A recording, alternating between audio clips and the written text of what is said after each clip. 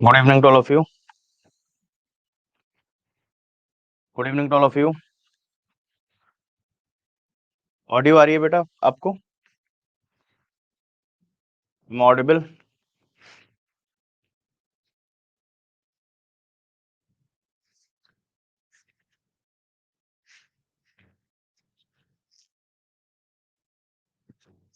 चलिए, very good.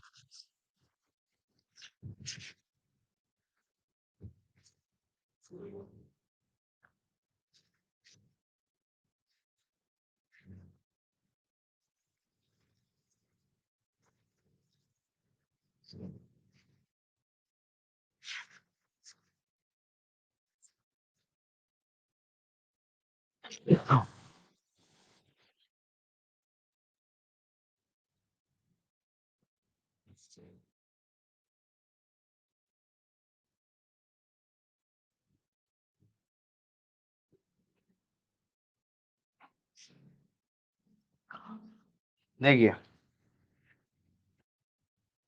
Jurisdiction चल रहा था हमारा।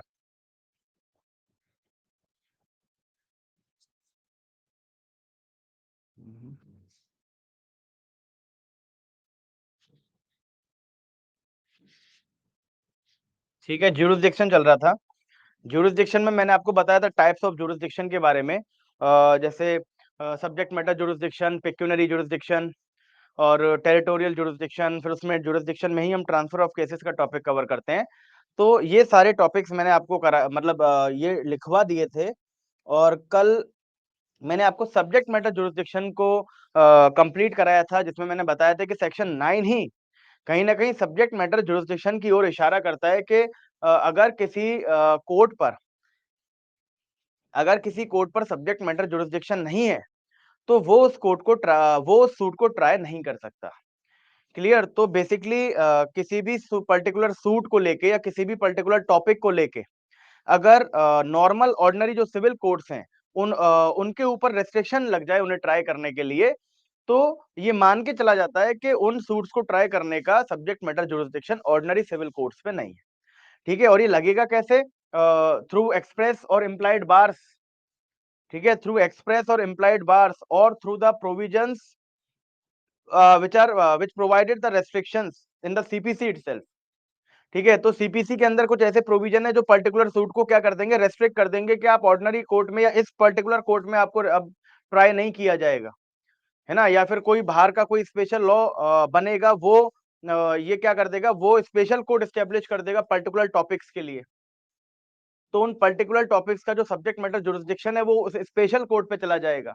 तो ये सब्जेक्ट मैटर जुरिस्डिक्शन ये हमने किया था।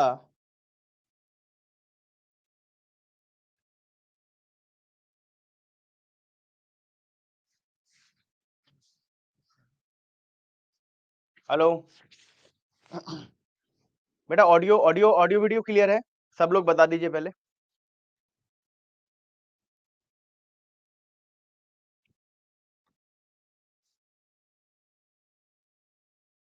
ठीक है, तो बेटा जिसमें ऑडियो क्लियर नहीं है, जिसकी ऑडियो क्लियर नहीं है वो एक बार रिफ्रेश करे, रिजॉइन करे। ठीक है? चलो ठीक है, ठीक है, ओके, थैंक यू। चलो अब देखो, सेकंड जो हमारी जुरिस्डिक्शन थी वो थी पिक्यूनरी जुरिस्डिक्शन।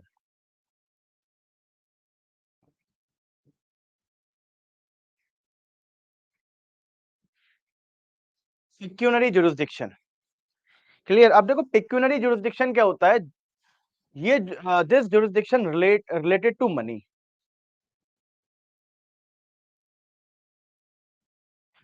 ठीक है? This jurisdiction is related to money. बेटा सबकी होती है, एक बार आप अपना चेक कराइए। ज्योतिरादित्य द्विवेदी, मेरे मोबाइल में भी क्लास चलती है ना? तो मेरा तो बिल्कुल प्रॉपर सिंक्रोनाइज होता है। तो आप एक बार अपना मेंटर से या मैनेजमेंट से चेक कराइए। मतलब ऑडियो वीडियो परफेक्टली मैच करती है, कोई दिक्कत नहीं आती। जिसका इंटरनेट स्लो होता है उसका मैच नहीं करता। ठीक है? जिसका इंटरनेट स्लो होता है उसका मैच नहीं करता। तो आप एक बार मैनेजमेंट से कराइए या फिर अपना इंटरनेट कनेक्शन को एक बार चेक करिए, स्पीड को चेक करिए कितनी आ रही है। देखो, तो देखो ये पिक्यूनरी जुरिस्डिक्शन होती है रिलेटेड टू मनी। ठीक है? Related to money. अब देखो रिलेटेड टू मनी कैसे होती है, बहुत ध्यान से समझना इस चीज को कि मान के चलो कि आप कोई सूट फाइल करते हैं।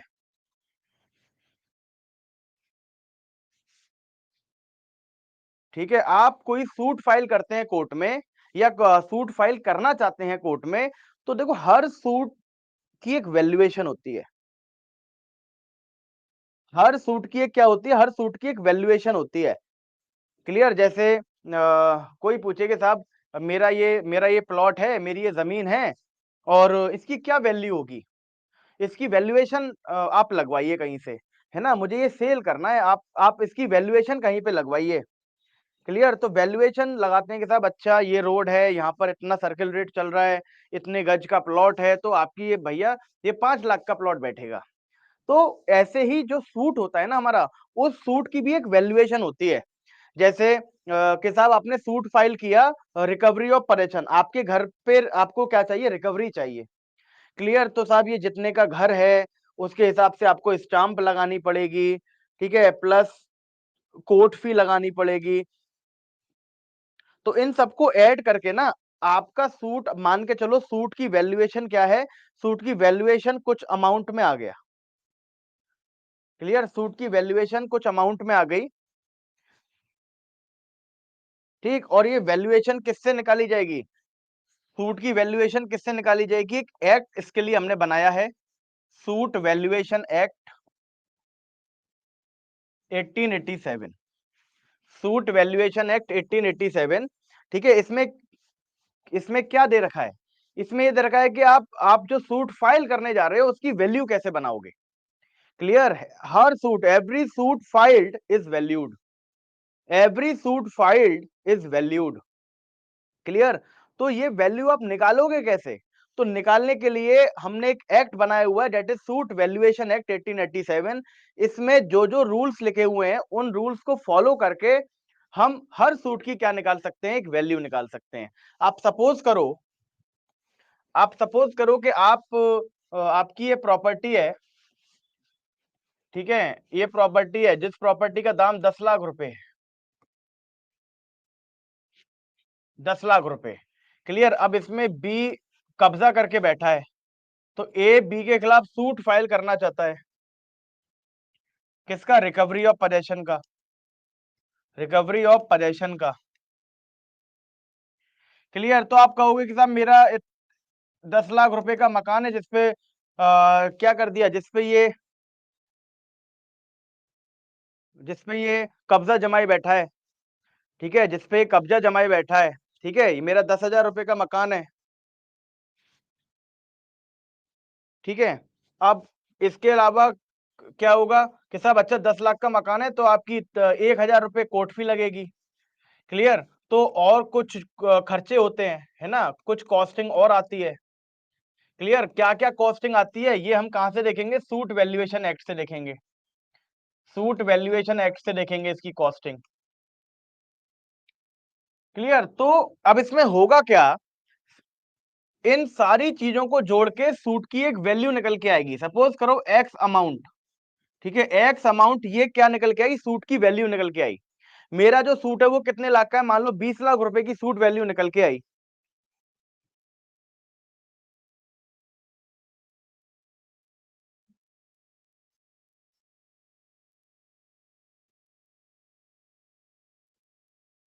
ठीक है, कोई एक वैल्यू हमारी सूट की निकल के आ गई। अब होगा क्या, देखो, हमारे कोर्ट में मान लो हमारे पास क्या है, हाई कोर्ट है, डिस्ट्रिक्ट कोर्ट है, सीजेएम कोर्ट है, ठीक है, सिविल जज सीनियर डिवीजन है, ठीक है, सिविल जज जूनियर डिवीजन है, सिविल जज जूनियर डिवीजन है। क्लियर? तो सबकी ज्यूरिसडिक्शन अलग अलग होती है। अब आपको पता है कि साहब ये बहुत बड़ा कोर्ट है, ये उससे छोटा कोर्ट है, डिस्ट्रिक्ट कोर्ट है, ये उससे छोटा, ये उससे छोटा, ये सबसे छोटा कोर्ट है। क्लियर? ये सबसे छोटा कोर्ट है। बेटा मैंने नॉर्मल नॉर्मल कोर्ट फी या कोई भी कॉस्टिंग में, कोई भी, है ना। अब देखो, अब मान के चलो कि साहब इस इसको केवल कितनी ज्यूरिसडिक्शन है, इसको केवल इतनी ज्यूरिसडिक्शन है कि साहब ये 5 लाख तक के या 50,000 तक के केस देख सकता है, ये अप टू 1 लाख तक के केस देख सकता है, ठीक है, अप टू 1 लाख तक के केस देख सकता है, ठीक है, ये अप टू 20 लाख तक के केस देख सकता है, ये अप टू 1 करोड़ के केस देख सकता है, और ये अनलिमिटेड, ये अनलिमिटेड। क्लियर? तो हर कोर्ट की कोई ना कोई पिक्यूनरी जुरिस्डिक्शन होती है, मतलब दायरा होता है, ठीक है। हर कोर्ट का जो भी कोर्ट होता है, छोटे से लेके बिल्कुल लास्ट बड़े से बड़े कोर्ट तक का एक दायरा होता है कि साहब आप इतने तक के सूट देख सकते हो। वो डिसाइड कैसे होगा? सूट वैल्यूएशन एक्ट से। कोई सूट कितनी वैल्यू का है वो कहां से डिसाइड होगा? सूट वैल्यूएशन एक्ट से। इससे हमने सूट की वैल्यू निकाल ली, ठीक है, इससे हमने सूट की वैल्यू निकाल ली, और सूट की वैल्यू निकालने के बाद हम क्या देखेंगे? हम इनके ज्यूरिसडिक्शन को देखेंगे कि साहब ये मान के चलो, मैं मान के चलता हूं कि साहब ये क्या है, इसकी सूट की वैल्यू आई 15 लाख, इस सूट की वैल्यू आई कितनी? 15 लाख। तो अब बताओ, मुझे बताओ आप कि आप इन पांचों कोर्ट में से किन किन कोर्ट्स में अपने सूट को लेके जा सकते हो? बताओ, आप बताइए, बहुत ध्यान से सोच के बताना।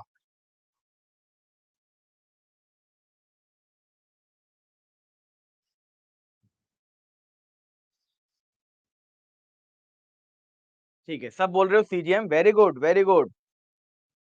कुछ लोग बोल रहे हैं सीजीएम, डिस्ट्रिक्ट कोर्ट और हाई कोर्ट, ठीक है, CGM, high court, district court, ठीक है।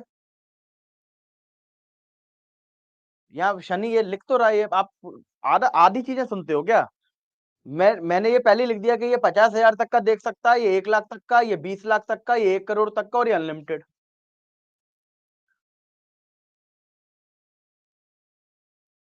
ठीक है, ठीक है। मैं समझ गया। ठीक। ठीक है, अब देखो, अब मैंने आपको लिखा था कि साहब हमारे पास क्या है, हाई कोर्ट है, डिस्ट्रिक्ट कोर्ट है, सीजीएम है, सिविल जज सीनियर डिवीजन है, ठीक है, और सिविल जज जूनियर डिवीजन है। सिविल जज जूनियर डिवीजन है। अब देखो, मैंने कहा था कि ये अनलिमिटेड देख सकता है, कितने भी रुपए का मैटर हो कोई फर्क नहीं पड़ता। ये देखेगा अप टू 1 करोड़, ये देखेगा अप टू 20 लाख, 20 लाख तक के सारे मैटर। ये देखेगा अप टू मान के चलो 5 लाख, और ये देखेगा अप टू 1 लाख। ठीक है, अब मैंने कहा था कि कोई सूट आप फाइल करने जा रहे हो, कोई, बेटा ये भव्यकांक्षा, ये मैं आपको एग्जाम्पल देता हूं, ये एग्जाम्पल देता हूं। हर डिस्ट्रिक्ट की पिक्यूनरी जुरिस्डिक्शन अलग होती है। ठीक है, बहुत सी जगह हाई कोर्ट भी ऑरिजिनल कोर्ट में काउंट हो जाता है, बहुत सी जगह हाई कोर्ट ऑरिजिनल कोर्ट में काउंट नहीं होता है, एप्लेट होता है। तो ये एग्जाम्पल मानो आप, कि साहब मैंने बता दिया कि साहब इतने, आपके पास इतने कोर्ट्स हैं समझने के लिए, आपके पास इतने कोर्ट्स हैं और ये सबकी पिक्यूनरी जुरिस्डिक्शन है। मतलब ये इतने तक का केस देख सकता है, ये इतने तक का देख सकता है, ये इतने तक का देख सकता है, ये 5 लाख तक का देख सकता है, ये 1 लाख तक का देख सकता है। क्लियर? अब देखो, अब मान के चलो कोई सूट है जिसकी वैल्यू होती है 15 लाख। तो मैंने आपसे पूछा कि आप किस किस कोर्ट में ट्राई करा सकते हो। अगर देखने भर से पता चले तो सब ये तीनों ट्राई कर सकते हैं, नहीं कर सकते बताओ? भाई 15 लाख तो इसमें भी कवर हो जाएगा, इसमें भी कवर हो जाएगा, इसमें भी कवर हो जाएगा। 15 लाख तो, भाई ये कह रहा है ना अप टू 1 करोड़, तो 0 से 1 करोड़ हो गया ना, up to 1 crore, up to 1 crore. ये कह रहा है अप टू 20, 0 से 20 लाख, कर लेगा ना? भाई कर तो ये भी सकता है ना, ये भी कर सकता है, ये भी कर, लिमिट तो इन पे है। भले ही इनके पास आप जाओगे नहीं, बट अभी के लिए आप ये समझो कि ये कर तो सकते हैं ना। भाई जब ये 1 करोड़ का कर सकते हैं तो 15 लाख तो कुछ भी नहीं है ना? क्या लिखा हुआ है? Up to 1 crore. तो 0 से लेके 1 करोड़ तक के सारे केस डिस्ट्रिक्ट कोर्ट देख सकता है। अप टू 20 लाख, तो 0 से लेके 20 लाख तक के सारे केसेस देख सकता है। तो हमें ये पता चल गया कि अगर हमारी सूट की वैल्यू 15 लाख है तो हम इन तीनों कोर्ट में से किसी भी कोर्ट में जा सकते हैं, क्योंकि इन तीनों कोर्ट पे क्या है, इन तीनों कोर्ट पे जुरिस्डिक्शन है, इन तीनों कोर्ट पे जुरिस्डिक्शन है हमारे सूट को ट्राई करने का।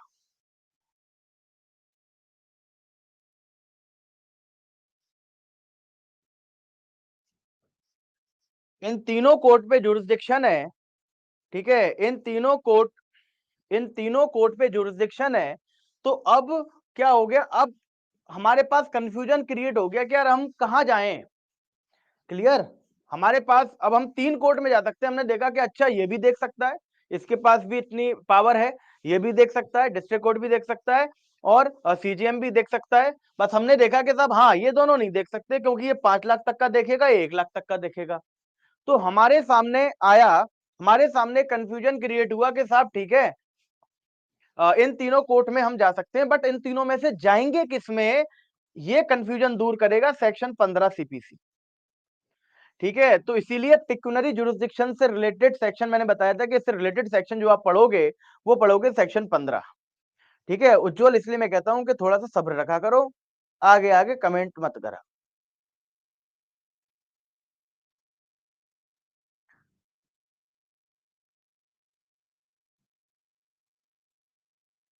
क्लियर? ठीक है, तो देखो इसमें अब सीन में आता है सेक्शन 15 ऑफ सीपीसी। अब सेक्शन 15 ऑफ सीपीसी क्या कहता है? सेक्शन 15 ऑफ सीपीसी क्या कहता है? देखिए, सीपीसी का बेरेक्ट ओपन करिए आप एक बार, please open, please open your bare act, open section number 15, open section number 15।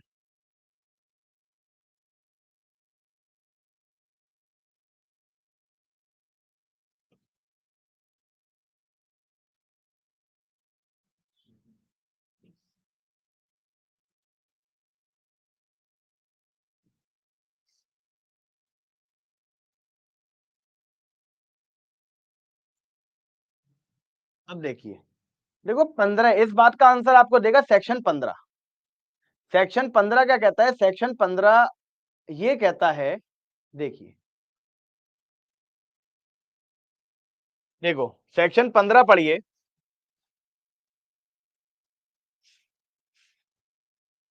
Every suit shall be instituted in the court of lowest grade competent to try it। ये कह रहा है कि जितने भी कोर्ट इस सूट को कॉम्पिटेंट हैं ट्राई करने के लिए, जैसे मैंने आपको बताया कि साहब हमारे पास कितने कोर्ट हैं, 1 2 3 4 और 5। क्लियर? मैंने बताया इन 5 में से ये तीनों कॉम्पिटेंट हैं, क्योंकि ये 15 लाख का ये भी देख सकता है, ये भी देख सकता है, ये भी देख सकता है। भाई क्यों क्यों देख सकता है? ये तो कोई भी देख सकता है, इसकी अनलिमिटेड है, इसकी 1 करोड़ लिमिट है, इसकी 20 लाख लिमिट है, तो 15 लाख का केस तो ये तीनों कॉम्पिटेंट है देखने के लिए। तो सेक्शन 15 अब इसमें कंफ्यूजन दूर आपका करेगा, कहता है कि जितने भी कोर्ट कॉम्पिटेंट हैं ट्राई करने के लिए। हमारा जो सूट था 15 लाख वाला, इस 15 लाख वाले सूट को जितने भी कोर्ट कॉम्पिटेंट हैं ट्राई करने के लिए, उसमें से लोएस्ट ग्रेड का कोर्ट क्या करेगा? ट्राई करेगा। अब इन तीनों में से लोएस्ट कौन है? सीजेएम। तो हमारा आंसर, अगर कोई पूछे कि 15 लाख का केस आप कहां जाके जमा करोगे, अगर ये जुरिस्डिक्शन है, तो the answer will be CJM. The answer will be CJM. समझे? तो कॉम्पिटेंट तो तीनों थे ट्राई करने के लिए, क्योंकि अगर हम तीनों की पिक्यूनरी जुरिस्डिक्शन देखें, तो तीनों की पिक्यूनरी जुरिस्डिक्शन में फॉल करेगा 15 लाख का केस। ठीक है, बट हम तीनों में तो फाइल नहीं कर सकते। हम फाइल तीनों में से किसमें फाइल करेंगे? तो सेक्शन 15 यहाँ पे पिक्यूनरी जुरिस्डिक्शन से रिलेटेड बताता है कि साहब अगर अगर पिक्यूनरी जुरिस्डिक्शन के हिसाब से जितने भी कोर्ट कॉम्पिटेंट हैं, उनमें से जो लोएस्ट ग्रेड का कोर्ट होगा, उसमें आप अपने सूट को क्या करोगे? फाइल करोगे। बताइए, is this clear?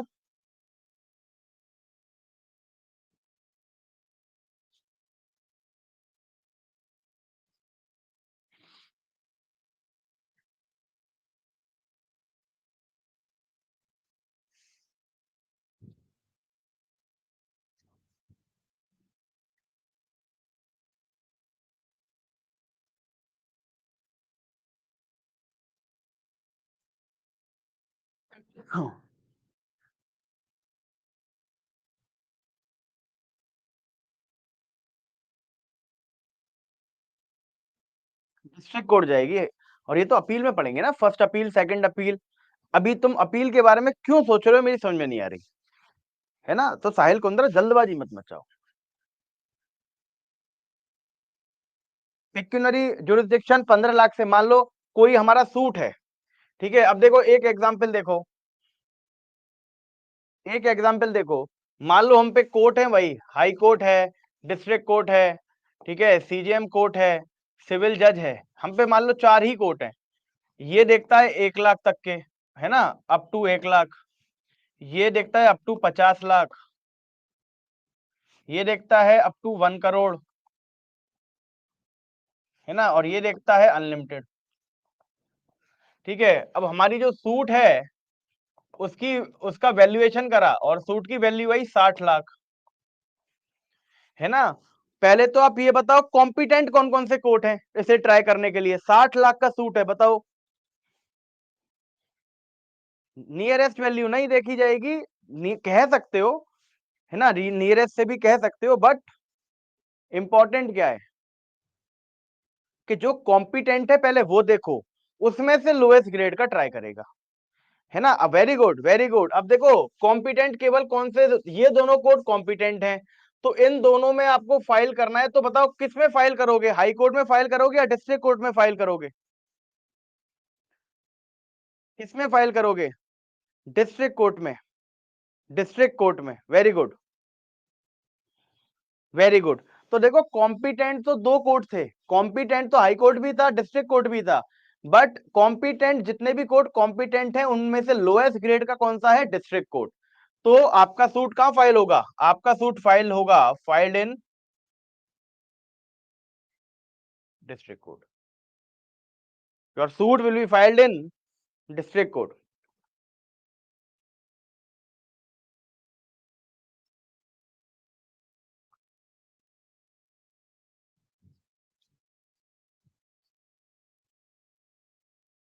Is it clear to all of you?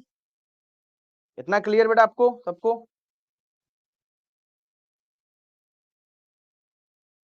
हाँ, 2 करोड़ का तो हाई कोर्ट जाएंगे, इस एग्जाम्पल में तो हाई कोर्ट जाएंगे, 2 करोड़ का है तो।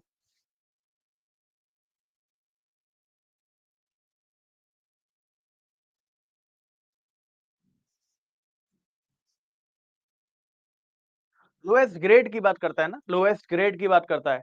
टेरिटरी में कैसे आप लोएस्ट ग्रेड जो है निकालोगे? सब्जेक्ट मैटर में कैसे किसी को छोटा बड़ा बोलोगे? है ना? तो जब लोएस्ट ग्रेड की बात कर रहा है तो ये जो लोएस्ट ग्रेड टर्म है that is related to pecuniary. ठीक है Ram ji, high court appellate court है या नहीं, डिस्ट्रिक्ट कोर्ट एपलेट कोर्ट है या नहीं, ये सवाल है बात के। ठीक है, अभी मैं क्या समझाना चाह रहा हूँ वो समझने की कोशिश करो।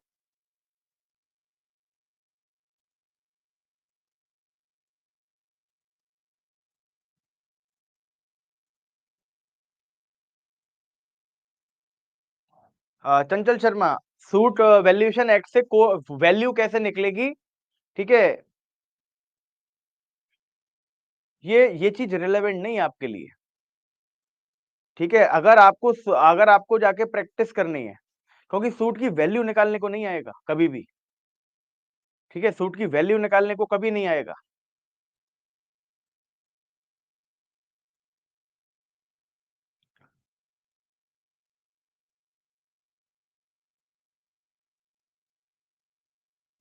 अब देखो मनोज प्रकाश पूछ रहे हैं कौन सी कोर्ट कॉम्पिटेंट है, कैसे पता लगेगा?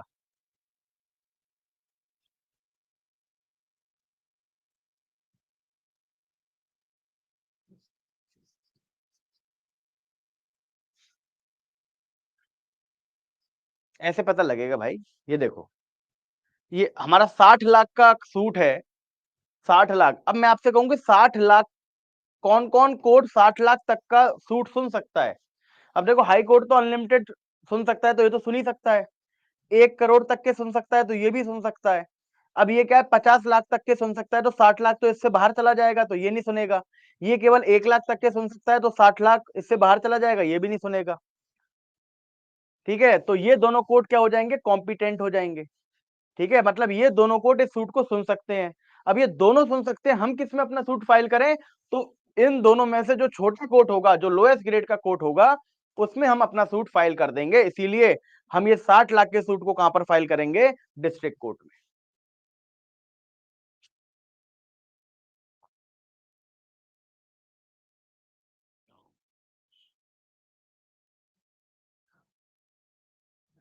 ठीक है बेटा, सूट वैल्यूएशन एक्ट जब उठा के देखोगे ना लवदास, तो आपको उसमें पता पड़ेगा कि जो है रिकवरी ऑफ मनी करनी है, सिविल कोर्ट है तो 6% हमें कोर्ट फी लगाना है। ठीक है, इस इन केस में 8% लगाना है। तो उसमें उसमें कुछ सीखना नहीं है, वहां पे पूरा दे रखा होता है कि इस टाइप के केस में 6% लगेगा, इस टाइप के केस में 8% लगेगा। है ना? मान लो आपको 7 लाख रुपए रिकवर कराना है, तो 7 लाख रुपए हो गए प्लस 7 लाख का 6% कितना हो गया, वो प्लस कर दिया। ठीक है, प्लस जितना आपका खर्चा आ रहा है वो प्लस कर दिया, उन सबको जोड़ के आपकी सूट की वैल्यू बनेगी। ठीक है, तो सूट की वैल्यू निकालना आप मतलब ये जुडिशरी के लिए इंपॉर्टेंट नहीं है, इसलिए मैं बता रहा हूं आपको। जो इंपॉर्टेंट है उसके अलावा इधर उधर की बातें आप लोग जो है ज्यादा करते हो। बट जो इंपॉर्टेंट है उस पर ध्यान लगाओ। मैं जो सिखाना चाह रहा हूँ कि इसमें 15 कैसे अप्लाई होगा, इस पे 15 कैसे अप्लाई होगा, तो हमें पहले वो उन सारे कोर्स को निकालना पड़ेगा जो कोर्स कॉम्पिटेंट है ट्राई करने के लिए। क्लियर? और जो कोर्ट कॉम्पिटेंट है ट्राई करने के लिए, उनमें से जो लोएस्ट ग्रेड का होगा उसमें आप अपने सूट को जाके फाइल करोगे। क्लियर? और ये रूल अप्लाई होगा पिक्यूनरी जुरिस्डिक्शन में। ठीक है, ये रूल अप्लाई होगा पिक्यूनरी जुरिस्डिक्शन में। ठीक है, चलो अब बेरेक्ट निकालो एक बार दोबारा से।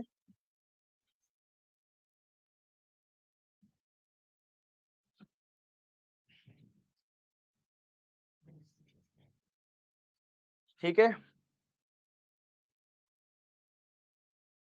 एक्ट का नाम है love suit valuation act. Suit valuation act.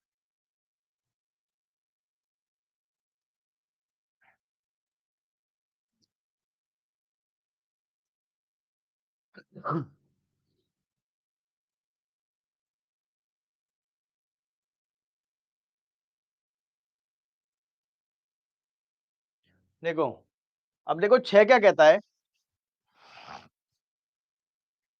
6 क्या कहता है, 6 देखिए,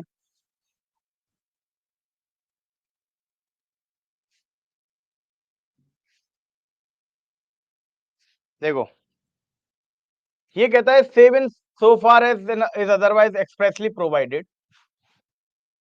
ठीक है, अभी इसका मतलब मैं बताऊंगा क्या कहना चाह रहा है। आगे का देखो, ये कह रहा है कि nothing herein contained shall operate to give any court jurisdiction over suit the amount or value of the subject matter of which exceed the pecuniary limits of its ordinary jurisdiction देखो ये क्या कहना चाह रहा है, ये मैं आपको बताता हूं। सेक्शन 6 बहुत ध्यान से समझना। ठीक है, सेक्शन 6 बहुत ध्यान से समझना। देखिए,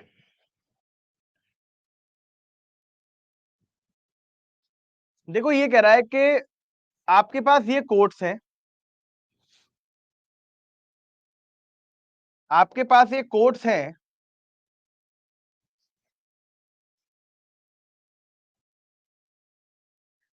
सिविल जज जूनियर डिवीजन, सिविल जज senior division, CGM, district court और हाई कोर्ट। क्लियर? अब इसका पिक्यूनरी जुरिस्डिक्शन क्या है, मान के चलो अनलिमिटेड। इसका पिक्यूनरी जुरिस्डिक्शन क्या है, अप टू 1 करोड़। इसका पिक्यूनरी जुरिस्डिक्शन क्या है, अप टू 50 लाख। ठीक है, ये क्या होता है, हर हर स्टेट में अलग अलग होता है। जैसे दिल्ली में हाई कोर्ट का 2 करोड़ से ऊपर के केस हाई कोर्ट देखता है ना। और डिस्ट्रिक्ट कोर्ट 20 लाख से 2 करोड़ देखता है। सिविल जज 20 लाख तक के देखता है। तो वहां पर अलग, हर स्टेट में अलग होता है। बट हम तो एक कॉमन एग्जाम्पल लेके चल रहे हैं समझने के लिए। ठीक, अब देखो मान के चलो कि सिविल जज का है, इसका है अप टू 20 लाख और इसका है अप टू 10 लाख। ठीक, अब ये हमारे पास क्या है, ये इनकी पिक्यूनरी जुरिस्डिक्शंस है, ये इनकी पिक्यूनरी जुरिस्डिक्शंस है। ठीक, ये इनकी पिक्यूनरी जुरिस्डिक्शन है। तो सेक्शन 6 क्या कहता है, सेक्शन 6 कहता है कि कोई भी सूट, सेक्शन 6 कहता है कि कोई भी सूट ऐसे कोर्ट में ट्राई नहीं किया जाएगा जो जिसकी सूट वैल्यू उसके पिक्यूनरी जुरिस्डिक्शन से ज्यादा हो। ठीक है, अब देखो ये कह रहा है कि कोई भी सूट जिसकी सूट वैल्यू क्या है, 30 लाख है। बहुत ध्यान से समझना, सेक्शन 6 क्या कह रहा है, ऐसा सूट जिसकी सूट वैल्यू, आप मान के चलो एग्जाम्पल के तौर पे कोई ऐसा सूट है जिसकी सूट वैल्यू 30 लाख है, तो ये इनसे ज्यादा हो गई, ये इसके पिक्यूनरी जुरिस्डिक्शन से ज्यादा है, ये इसके पिक्यूनरी जुरिस्डिक्शन से ज्यादा है, तो ये सूट इसमें ट्राई नहीं हो सकते। ये कह रहा है सेक्शन 6, ये कह रहा है सेक्शन 6। क्लियर? ये क्लियर हुआ आपको? ठीक है, मतलब कह रहा है कि सूट की वैल्यू जिस कोर्ट के पिक्यूनरी जुरिस्डिक्शन से ज्यादा है, सूट की वैल्यू जिस कोर्ट के पिक्यूनरी जुरिस्डिक्शन से ज्यादा है, उस कोर्ट में वो ट्राई नहीं हो सकता। इसका मतलब ये है कि ये जो सूट है ये केवल इन तीनों कोर्ट में से किसी कोर्ट में ट्राई होगा। ठीक है, ये क्या कह रहा है, सेक्शन 6 कह रहा है कि ये जो सूट है ये केवल इन तीनों कोर्ट में से किसी कोर्ट में ट्राई हो सकता है। और जब सेक्शन 6 में हम सेक्शन 15 मिला देते हैं तो वो बता देता है कि इन तीनों में से भी ये लोएस्ट ग्रेड के कोर्ट में ट्राई होगा। तो your suit will be filed in CGM court. तो ये दोनों जब मिला के पढ़ते हैं तो हमें पता चलता है कि पिक्यूनरी जुरिस्डिक्शन को देखते हुए हमें किस कोर्ट में अपना सूट फाइल करना है।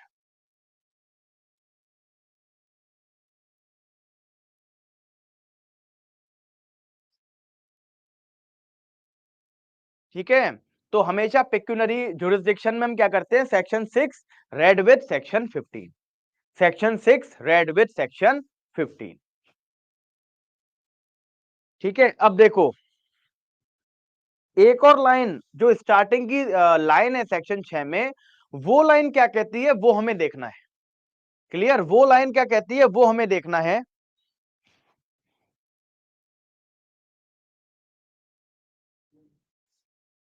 ठीक है, वो लाइन क्या कहती है वो हमें देखना है। कॉम्पिटेंसी सेक्शन 6 बताता है, फिर 15 कह रहा है कि जितने कॉम्पिटेंट हैं उनमें से लोएस्ट ग्रेड। समझ गए अविनाश कुमार? कॉम्पिटेंसी बताता है सेक्शन 6 कि साहब, सेक्शन 6 कहता है कि छोटों में ट्राई नहीं होगा, इसका मतलब ये कॉम्पिटेंट नहीं है। केवल बड़ों में ट्राई हो सकता है, इसका मतलब ये तीनों कॉम्पिटेंट है। कॉम्पिटेंट में से लोएस्ट में होगा, ये 15 बताएगा। क्लियर? अब देखो सेक्शन 6 एक और लाइन कहता है, एक स्टार्टिंग में एक लाइन लिख रही है, उसका मतलब क्या है मैं आपको बताता हूं। जैसे आपने देखा कि आपके पास ये कोर्स है, बहुत ध्यान से देखना, सिविल जज सीनियर डिवीजन और सिविल जज जूनियर डिवीजन, है ना? वही है सिंपल, ये इसकी अनलिमिटेड है, इसकी 1 करोड़ अप टू 1 करोड़, है ना? इसकी अप टू 50 लाख, ठीक है? इसकी अप टू 20 लाख, ठीक है? इसकी अप टू 10 लाख, ठीक है? इसकी अप टू 10 लाख। क्लियर? अब ये एक सूट है, क्लियर? ये एक सूट है, ठीक? इसकी वैल्यू क्या है? इसकी वैल्यू 40 लाख है। तो अगर मैं सेक्शन 6 प्लस सेक्शन 15 को मिला के पढ़ूं तो ये सूट हम कहां फाइल करेंगे, अब आप समझ सकते हैं। अगर मैं सेक्शन 6 और सेक्शन 15 दोनों मिला के पढ़ूं, दोनों मिला के बात करूं, तो ये किस सूट में कवर हो जाए, किस कोर्ट में फाइल होगा? Very good Anamika Singh, very good Pragati, very good.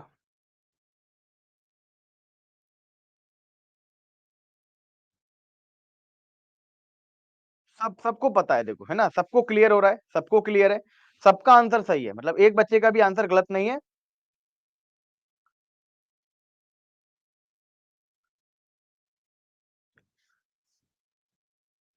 ठीक है, बस मैं ये, अब देखो, अब ये बहुत सारे लोगों के आंसर आए। अब एक चीज देखो, ये जो नोटिस करने वाली चीज है, जो फ्रिक्वेंटली केवल क्वेश्चन पूछने वाले बच्चे हैं ना, वो आंसर नहीं देते कभी। वो भी आंसर दिया करो बेटा, आंसर दिया करो। आंसर चाहे गलत आंसर दो, आंसर दिया करो।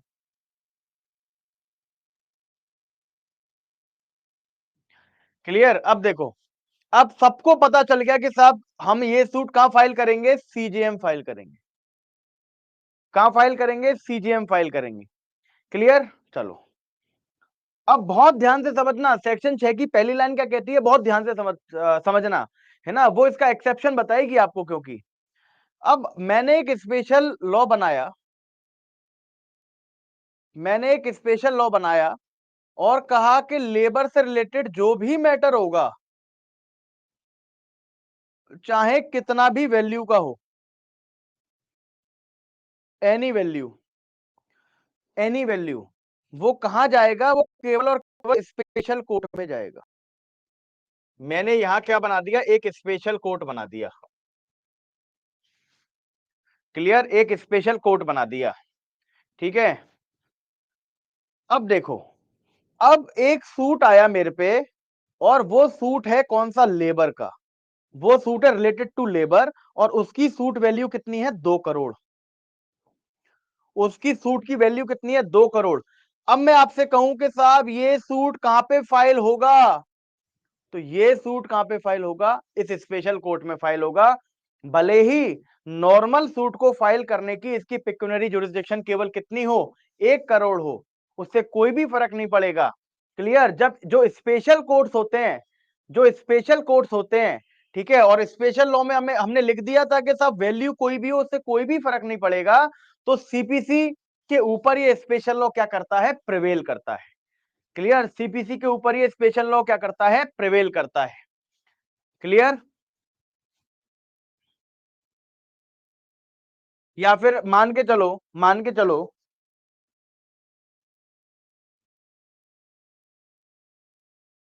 मान के चलो, यहां पे हम इस लेबर लॉ में हम ये लिख देते कि साहब लेबर लॉ है, लेबर के मैटर जितने भी होंगे वो स्पेशल कोर्ट में जाएंगे, और स्पेशल कोर्ट हम किसे बनाएंगे? सिविल जज सीनियर डिवीजन के कोर्ट को ही हम क्या बनाएंगे? लेबर कोर्ट बनाएंगे। ठीक है, तो भाई बहुत सारे सिविल जज सीनियर डिवीजन होता है, बहुत सारा, उसमें से एक सिविल जज को उठा के हम क्या बना देते? स्पेशल लेबर कोर्ट बना देते। अब देखो सीपीसी के अकॉर्डिंग अगर देखा जाए तो इस कोर्ट की पिक्यूनरी जुरिसडिक्शन क्या होनी चाहिए? 20 लाख। बट जो लेबर सूट है उसकी वैल्यू कितनी है? 2 करोड़। फिर भी ये किस में जाएगा? लेबर कोर्ट में जाएगा, इस सिविल जज सीनियर डिवीजन वाले कोर्ट में जाएगा, और ये इसे ट्राई करेगा। ठीक है, वैसे नॉर्मल नॉर्मल सूट के लिए इसकी केवल लिमिट कितनी है? 20 लाख। ठीक है, बट ये क्या बन गया? अब स्पेशल कोर्ट बन गया, और स्पेशल कोर्ट में कितनी भी वैल्यू का सूट हो, क्लियर, वो कहां पे ट्राई होगा? वो यहीं पर ट्राई होगा, वो यहां पर नहीं जाएगा। क्लियर? तो सेक्शन 6 में क्या है? सेक्शन 6 में लिखा हुआ है कि और कहीं पर कुछ और प्रोवाइड हो, ठीक है, तो ये लागू नहीं होगा सेक्शन 6। क्लियर? बेटा 1 मिनट, 1 मिनट, 1 मिनट रुको।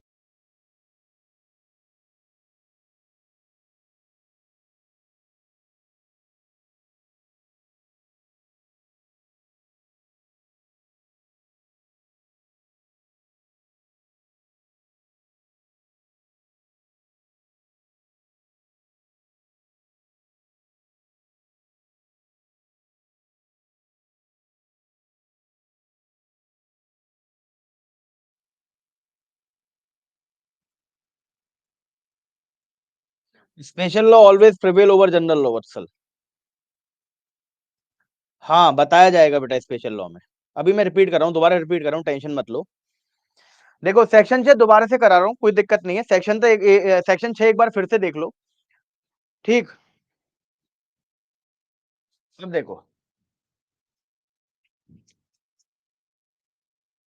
सेक्शन 6 क्या कहता है, बहुत ध्यान से समझना, जिनकी जो एक आध बच्चा है जिनकी समझ में नहीं आया उनके लिए बता रहा हूं दोबारा।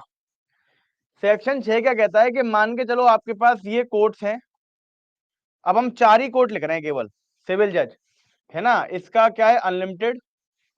इसका क्या है? Up to 1 crore. इसका क्या है? Up to 50 lakh. ठीक है, इसका क्या है? Up to 20 lakh. मान लो आपका कोई सूट है जिसकी वैल्यू कितनी है? जिसकी वैल्यू है 60 लाख रुपए। क्लियर? तो देखो सेक्शन 6 क्या कहता है, सेक्शन 6 क्या कहता है, बहुत ध्यान से समझना, ये कहता है कि आपकी सूट की जितनी भी वैल्यू होगी, आपकी सूट की वैल्यू जो होगी, उस वैल्यू से जिस जिस कोर्ट की पिक्यूनरी जुरिस्डिक्शन कम होगी। अब देखो पिक्यूनरी जुरिस्डिक्शन इसकी कितनी है? 50, 60 से कम है। इसकी पिक्यूनरी जुरिस्डिक्शन कितनी है? 20 लाख, यानी ये 20 लाख तक के मैटर देख सकता है, तो ये 20 लाख भी किससे कम है? 60 लाख से कम है। क्लियर? तो ये सूट उन कोर्ट में ट्राई नहीं हो सकता, ध्यान से देखना, ये सूट उन कोर्ट में ट्राई नहीं हो सकता जिन कोर्ट की पिक्यूनरी जुरिस्डिक्शन इसकी वैल्यू से कम है। क्लियर? तो इनसे ट्राई ये नहीं हो सकता। क्यों? क्योंकि इनकी pecuniary jurisdiction is less than suit value. क्यों नहीं ट्राई हो सकता? क्योंकि इनकी पिक्यूनरी जुरिस्डिक्शन क्या है? कम है इसकी सूट वैल्यू से। इसका मतलब हमें क्या पता पड़ा? इसका मतलब पता पड़ा कि साहब ये सूट या तो इसमें ट्राई हो सकता है या इसमें ट्राई हो सकता है। इसका मतलब क्या होता है? इसका मतलब क्या होता है? इसका मतलब होगा high court and district court are competent to try this suit. अब बताओ, कॉम्पिटेंट तो दोनों है, क्योंकि दोनों की पिक्यूनरी जुरिस्डिक्शन क्या है? ज्यादा है। दोनों की पिक्यूनरी जुरिस्डिक्शन क्या है? इसकी सूट वैल्यू से ज्यादा है, तो ये भी ट्राई कर सकते। कॉम्पिटेंट तो दोनों हो गए, अब इसमें से किसमें फाइल करोगे ये बताएगा सेक्शन 15। तो इसके साथ जब 15 मिला के पढ़ते हैं तो हमें यह पता चलता है कि ये दोनों ही कॉम्पिटेंट हैं, बट इन दोनों में से हम किसमें फाइल करेंगे? जो इन दोनों में से लोएस्ट ग्रेड का होगा। इन दोनों में से लोएस्ट ग्रेड का कौन सा है? जो छोटा है। क्लियर? तो हम अपने सूट को फाइल कहां करेंगे? Suit will be filed in district court. Suit will be filed in district court. अब समझ में आया आपको? बताइए। हाँ, वेरी गुड सना शौकत, बिल्कुल सही। पहले हम कॉम्पिटेंसी देखेंगे कि अच्छा ये कॉम्पिटेंट हो गया, इनमें से जो लोएस्ट ग्रेड का है उसमें फाइल कर देंगे।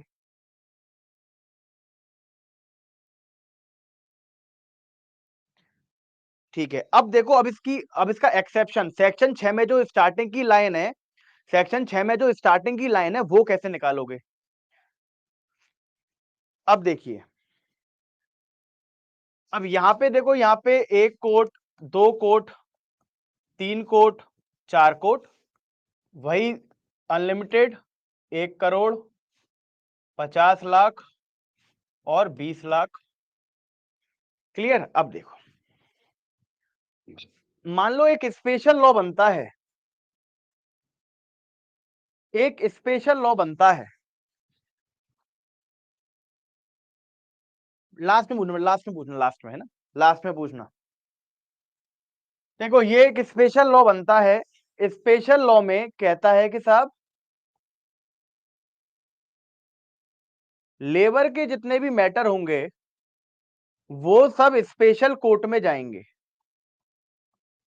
और स्पेशल कोर्ट किसी भी सिविल जज के कोर्ट को बना दिया जाएगा।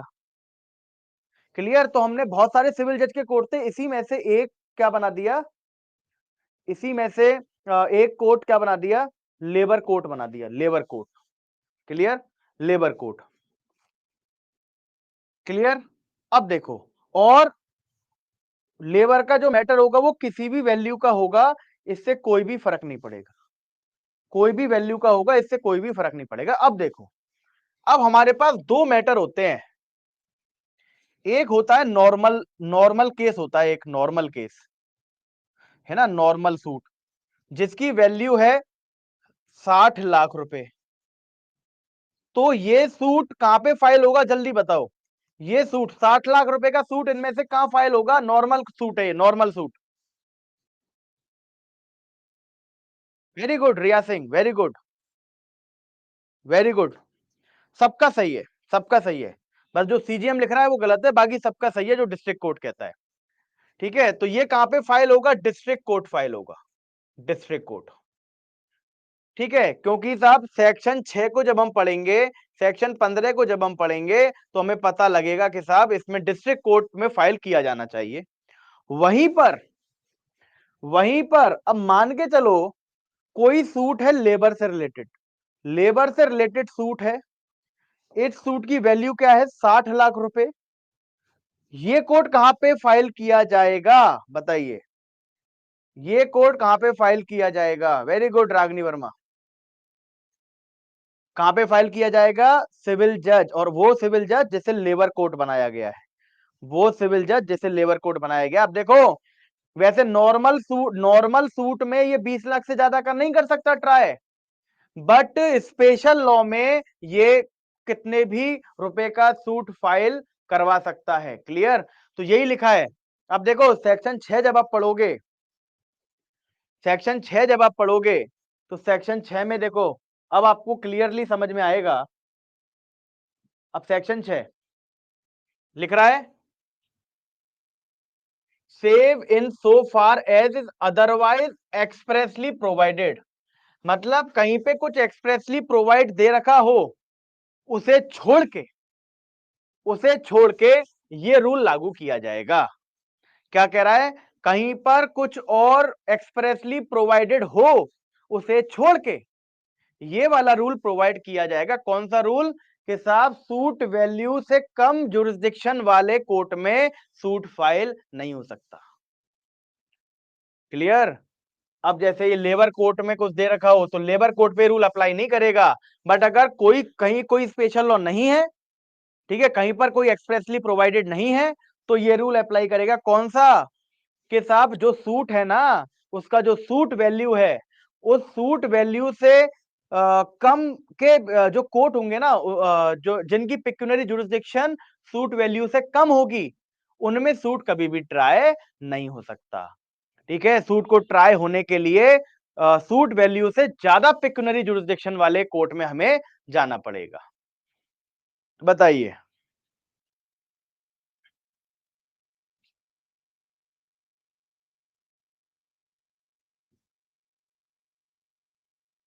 हाँ, जतिंदर कुमार। ठीक है, वेरी गुड अर्पित।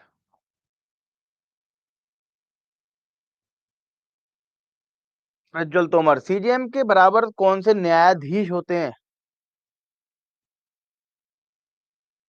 देखो, ये सिविल जज सीनियर डिवीजन में ही क्या होता है ना, एक जो सीनियर मोस्ट होता है उसे सीजीएम की उपाधि दे देते हैं।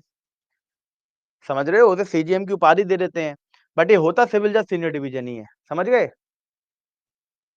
या फिर अगर हम सीजेएम की बात कर रहे हैं तो आप मान के चलो judicial magistrate first class, judicial magistrate first class को ही सीजीएम बना दिया जाता है। अभी करना रह जाता, अभी कर रहे हैं, थोड़ी देर रुको।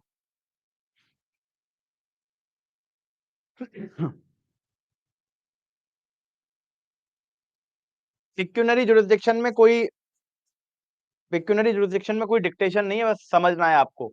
और वो सारे एग्जाम्पल उतारने थे जो एग्जाम्पल मैंने ब्लैक बोर्ड पे आपको कराए हैं।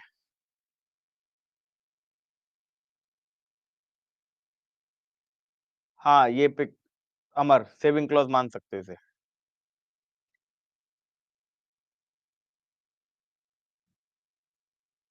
हाँ, दीपिका खन्ना।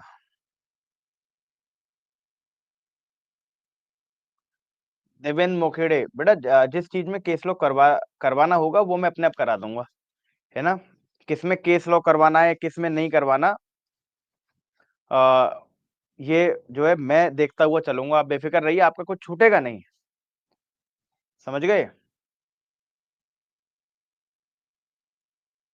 कोई बात नहीं है ना मेरा।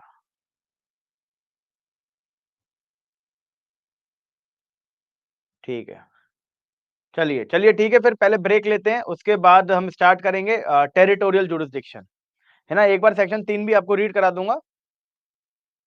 ठीक है, थैंक यू सूर्या। हिस्ट्री का सेशन अच्छा था, बट सारे बच्चे नहीं आए हिस्ट्री करने।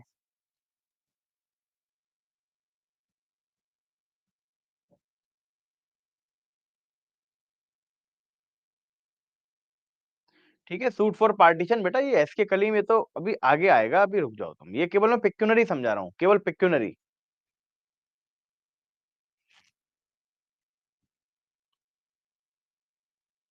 नहीं, आज नहीं होगा।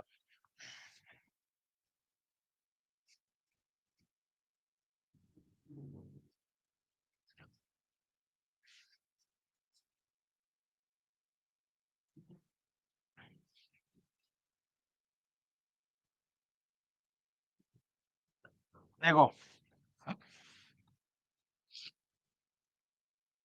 चलिए कोई नहीं।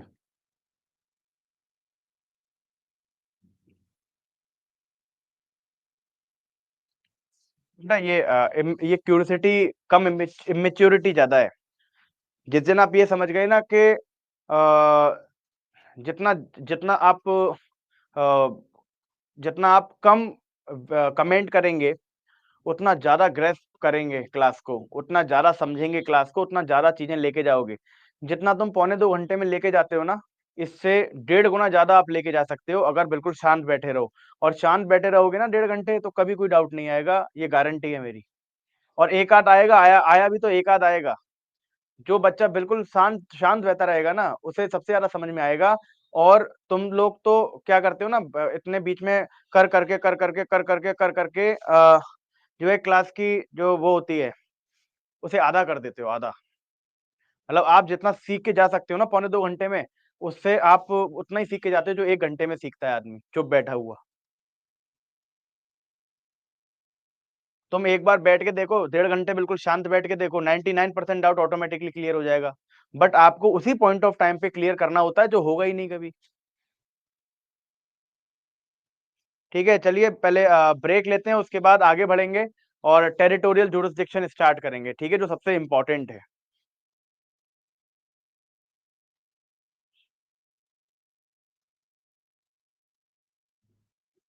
चलिए, ओके।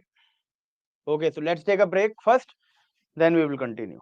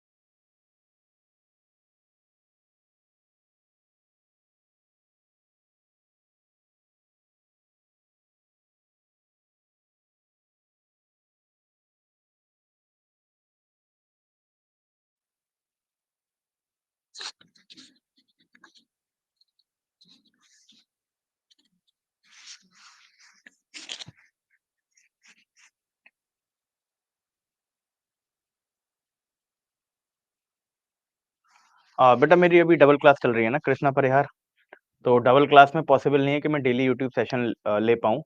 तो इस वजह से मैंने जीके स्टार्ट करी, क्योंकि जीके भी इक्वली इम्पोर्टेंट है। यूपी बिहार अभी बहुत जल्दी आने वाला है ना? तो मैं सोच रहा हूँ कि अब कम से कम हिस्ट्री ज्योग्राफी करा दूँ, क्योंकि हिस्ट्री ज्योग्राफी जुडिशरी के लिए कराने वाला यूट्यूब पे कोई है ही नहीं।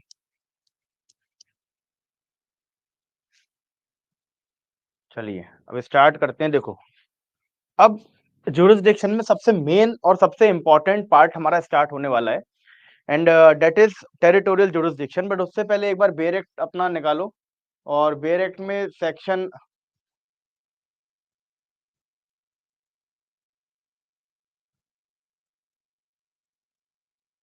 3 पे जाओ। 3 बस सिंपल कहता है कि साहब सीपीसी के लिए district court is subordinate to high court, and every civil court of a grade inferior to that district court, and every court of a small cause is subordinate to the high court and the district court। ठीक है, basically ये hierarchy बताता है। Clear, basically hierarchy बताता है। तो मतलब pecuniary jurisdiction देखने के लिए हमें कैसे कोर्टों को लगाना है ना? वो मैं ऑलरेडी आपको मैंने बता दिया था कि पहले हाई कोर्ट आएगा, फिर डिस्ट्रिक्ट कोर्ट आएगा, फिर सीजेएम, सिविल जज, senior division, junior division, small cause court. Clear, तो ये केवल क्या है? ये केवल सबऑर्डिनेशन है ना? कॉज कौन किसके अंडर आता है, ये हमें बस यहां से पता लगेगा। ठीक है, कौन किसके अंडर आता है ये हमें पता लगेगा। जैसे अगर हम सेक्शन 3 की बात करें, तो सेक्शन 3 कहता है कि साहब ये जो डिस्ट्रिक्ट कोर्ट है ये तो हाई कोर्ट के अंडर आएगा, और बाकी के जितने भी सबऑर्डिनेट कोर्ट्स होंगे, चाहे सिविल जज, सीजेएम, और सिविल जज जूनियर डिवीजन, है ना, स्मॉल कॉज कोर्ट, ये सब इसके भी अंडर रहेंगे और हाई कोर्ट के भी अंडर रहेंगे। क्लियर, ये सब इसके डिस्ट्रिक्ट कोर्ट, अपने डिस्ट्रिक्ट कोर्ट के भी अंडर रहेंगे, और और हाई कोर्ट के भी अंडर रहेंगे। क्लियर, तो ये क्या है? सबऑर्डिनेट, मतलब all the subordinate courts except district court are subordinate to district court as well as high court, and district court is subordinate to high court. समझ गए? मतलब इसका कुछ करना नहीं है, बस मैं आपको प्रीलिम्स पॉइंट ऑफ व्यू से बता रहा हूं, केवल केवल प्रीलिम्स पॉइंट ऑफ व्यू से ये इंपॉर्टेंट हो जाता है। देखो, ये कहता है कि सब सबसे ऊपर है हाई कोर्ट, उसके बाद है डिस्ट्रिक्ट कोर्ट, फिर उसके बाद नीचे बहुत सारे कोर्ट्स आते हैं जिन्हें हम सब ऑर्डिनेट कोर्ट बोलते हैं, जिसमें सिविल जज जूनियर डिवीजन, ठीक है, small cause court, clear, CJM. तो ये कह रहा है कि ये जो डिस्ट्रिक्ट कोर्ट है, ठीक है, ये हाई कोर्ट के अधीन है, हाई कोर्ट के सब ऑर्डिनेट है। क्लियर, और ये जितने भी कोर्ट हैं, ये इसके भी सबऑर्डिनेट हैं और इसके भी सबऑर्डिनेट है। मतलब हाई डिस्ट्रिक्ट कोर्ट केवल हाई कोर्ट की बात मानेगा, और ये जो कोर्ट है ये इसकी भी बात मानेंगे और हाई कोर्ट की भी बात मानेंगे। क्लियर, चलो अब देखो, सबसे मेन और सबसे इंपॉर्टेंट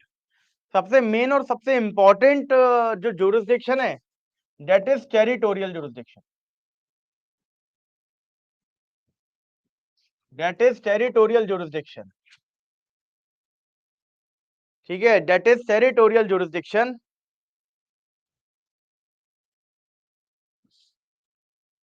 ठीक है, दैट इज टेरिटोरियल जुरिसडिक्शन, और इसमें हम करेंगे सेक्शन 16 से लेके सेक्शन 20 तक।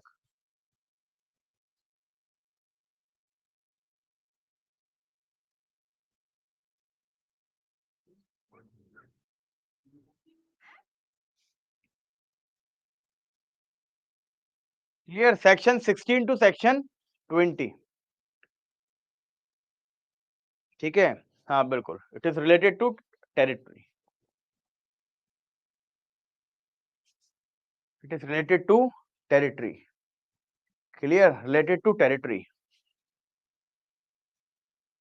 ठीक, अब देखो यहां पर देखना, अब टेरिटोरियल जुरिसडिक्शन कैसे देखेंगे, ये सेक्शन 16 से लेके सेक्शन 20 तक बताया जाएगा। अब यहाँ पे हमें क्या देखना है? यहाँ पे हमें एरिया देखना है। क्लियर, यहाँ पे हमें क्या देखना है, यहाँ पे हमें एरिया देखना है। क्लियर, कि किस एरिया का केस किस कोर्ट में जाएगा, किस एरिया का केस किस कोर्ट में जाएगा। क्लियर, तो इसके लिए हम एक एक सेक्शन करके स्टार्ट करेंगे और सबसे पहले स्टार्ट करेंगे सेक्शन 16। ठीक है, स्टार्ट करेंगे section 16 of CPC. Clear, section 16 of CPC.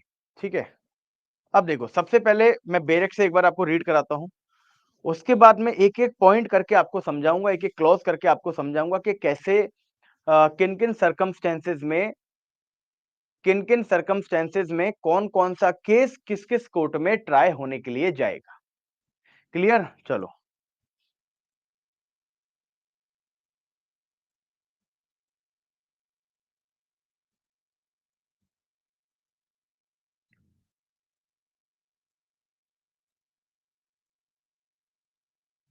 देखो,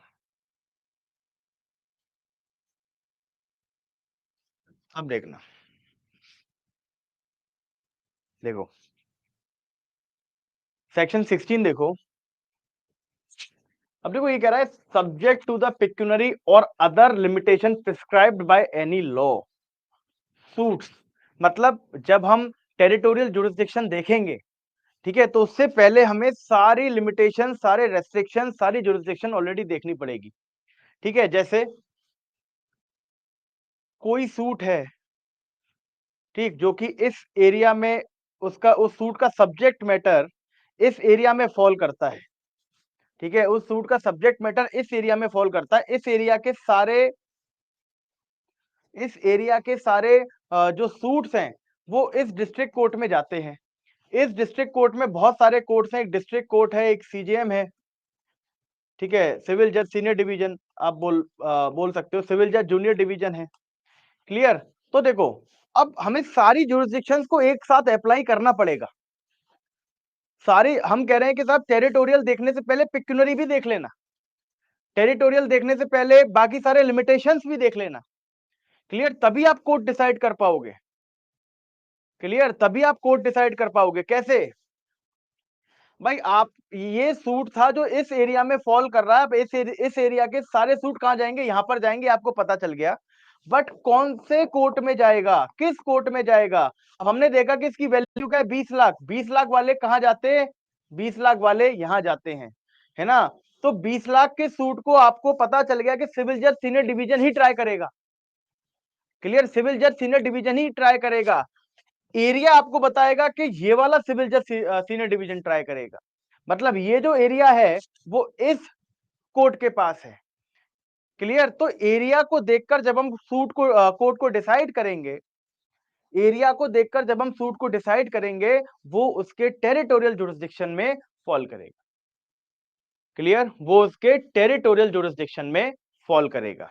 अब देखो, अब सेक्शन 16 में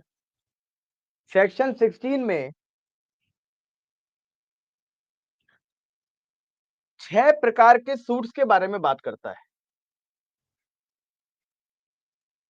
सेक्शन 16 ऑफ सीपीसी ये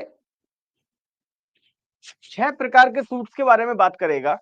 ठीक है, ये कहेगा कि साहब ये सूट्स, ये 6 सूट्स, क्लियर, मतलब ये 6 टाइप ऑफ सूट्स जो हैं, ये कहां पर किस कोर्ट में जाएंगे, किस कोर्ट में ट्राई होने जाएंगे, जहां पे सब्जेक्ट मैटर सिचुएटेड होगा, जहां पर इनका सब्जेक्ट मैटर क्या होगा, सिचुएटेड होगा। जहां पर इनका सब्जेक्ट मैटर क्या होगा, सिचुएटेड होगा। सब्जेक्ट मैटर मैंने स्टार्टिंग में बताया था आपको, सब्जेक्ट मैटर क्या होगा, प्रॉपर्टी। अगर प्रॉपर्टी सूट है, अगर संपत्ति का कोई सूट है, तो उसका सब्जेक्ट मैटर क्या होगा, प्रोप्राइटरी, मतलब उसकी प्रॉपर्टी। सब्जेक्ट मैटर क्या होगा, प्रॉपर्टी। अब देखो, एक एक करके देखते हैं। ये पहला सेक्शन 16 कहता है, इसका पहला सर्कमस्टेंसेस देखिए, इसका पहला सूट देखिए कि पहले प्रकार के सूट, ठीक है, ये पहले प्रकार के सूट कौन से हैं। देखो, ये बात करता है रिकवरी ऑफ इमूवेबल प्रॉपर्टी की, रिकवरी ऑफ इमूवेबल प्रॉपर्टी। देखो, बोर्ड पर बताता हूं, देखो सेक्शन 16 क्या बात कर रहा है, सेक्शन 16 बात कर रहा है, ये कह रहा है कि ये जो 6 प्रकार के सूट्स हमारे पास हैं, ये जो 6 प्रकार के सूट्स हमारे पास हैं, ठीक, कौन कौन से प्रकार के सूट्स हमारे पास हैं?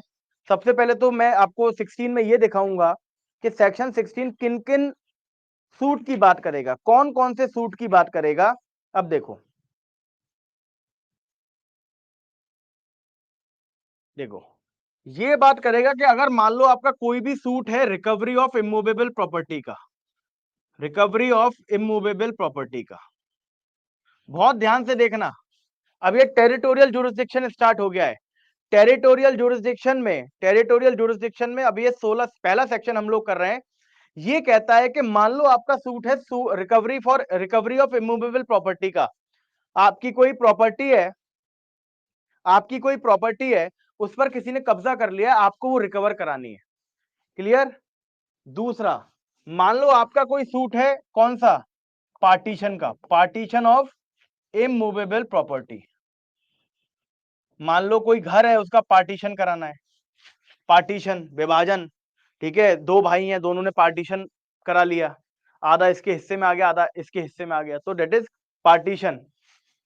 देख, पार्टीशन ऑफ इमूवेबल प्रॉपर्टी। या फिर आपका केस है फोरक्लोजर से रिलेटेड, या रिडेम्पशन, या sale with respect to immovable property, with respect to immovable property. अब ये फोरक्लोजर क्या होगा, रिडेम्पशन क्या होगा, सेल क्या होगा, ये हम तब देखेंगे जब सी क्लॉज पढ़ेंगे। क्लियर? इसमें मैं आपको मॉर्गेज भी समझाऊंगा, मॉर्गेज क्या होता है, मॉर्गेज में फोरक्लोजर क्या होगा, रिडेम्पशन क्या होगा, सेल क्या होगा। क्लियर?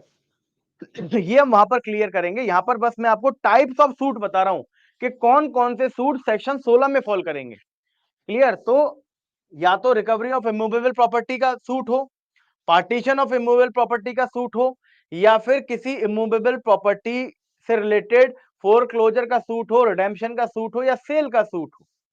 क्लियर? डी कहता है कि मान लो कोई सूट है कंपनसेशन का, compensation with respect to immovable property.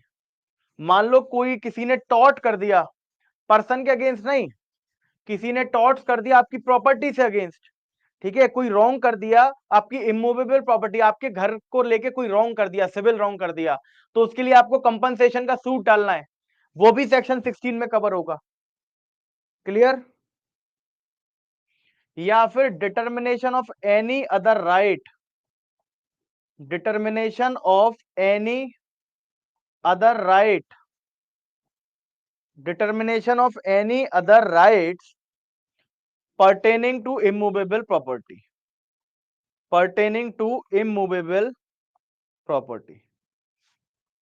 ठीक है, मतलब या फिर अब देखो, रिकवरी, पार्टीशन हो गया, मॉर्गेज वाले चीजें हो गई, कंपनसेशन हो गया, इनके अलावा भी कोई भी राइट, इमूवेबल प्रॉपर्टी के ऊपर कोई राइट आपको डिटरमाइन कराना है, ठीक है, कोई राइट आपको डिटरमाइन कराना है, ठीक है, जैसे डिक्लेरेटरी सूट होता है, डिक्लेरेशन कि साहब मैं इसका मालिक हूं, ये डिक्लेयर कर दो, है ना, या फिर मान के चलो इंजंक्शन लेना है, ठीक है, इंजंक्शन लेना है किसी चीज पे इमूवेबल प्रॉपर्टी से रिलेटेड, तो कोई भी राइट आपको डिटरमाइन कराना है अपनी इमूवेबल प्रॉपर्टी से रिलेटेड, वो भी किस में फॉल करेगा, सेक्शन 16 में फॉल करेगा। और लास्टली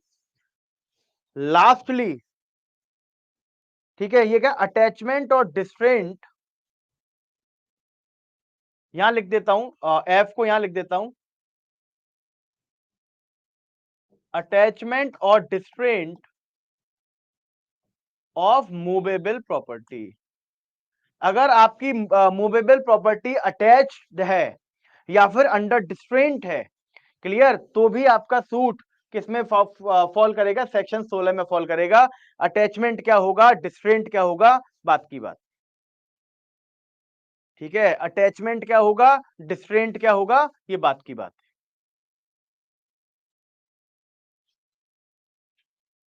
हाँ हाँ, ये सही कर लो, बस ये सही कर लो, ये डी है, ये ई है, इसे सही कर लीजिए, बस ये सही कर लीजिए।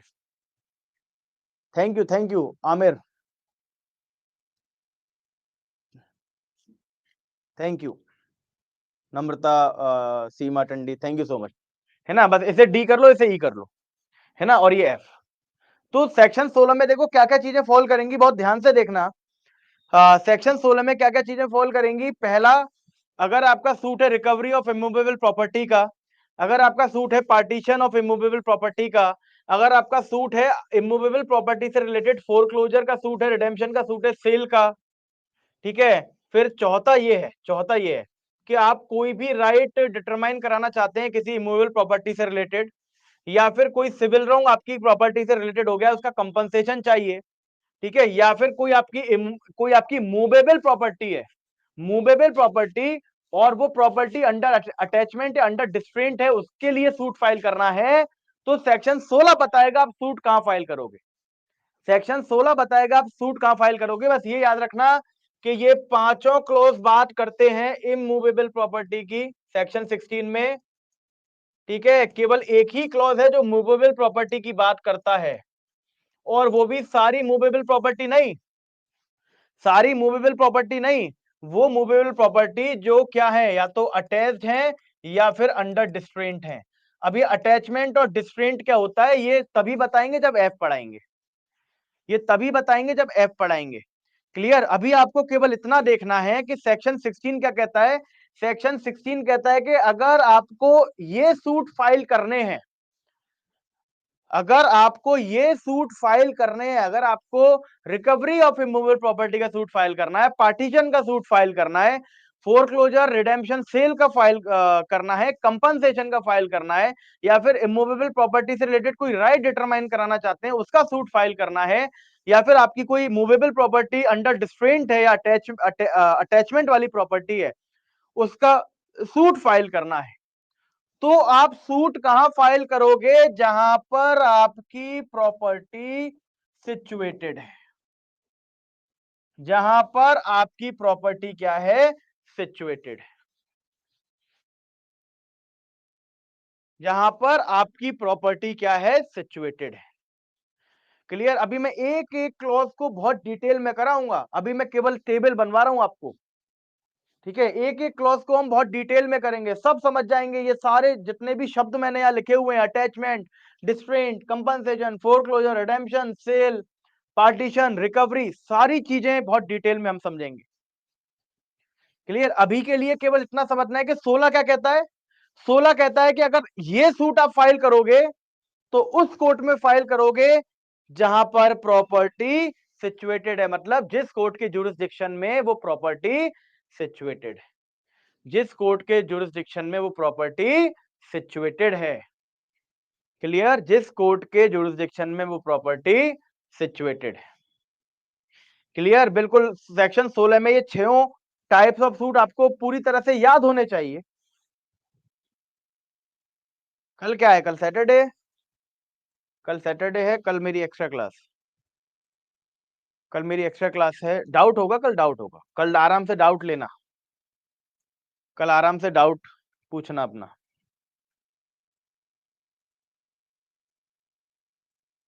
ये सिर्फ ओवरव्यू है ना वत्सल। ये सारे क्लॉजेस एक एक करके मैं आपको समझाऊंगा।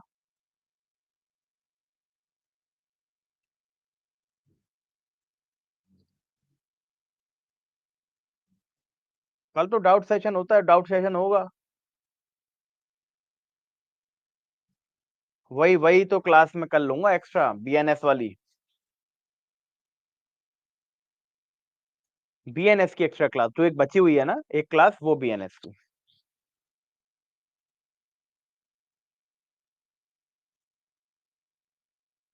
हाँ हाँ, चंचल शर्मा।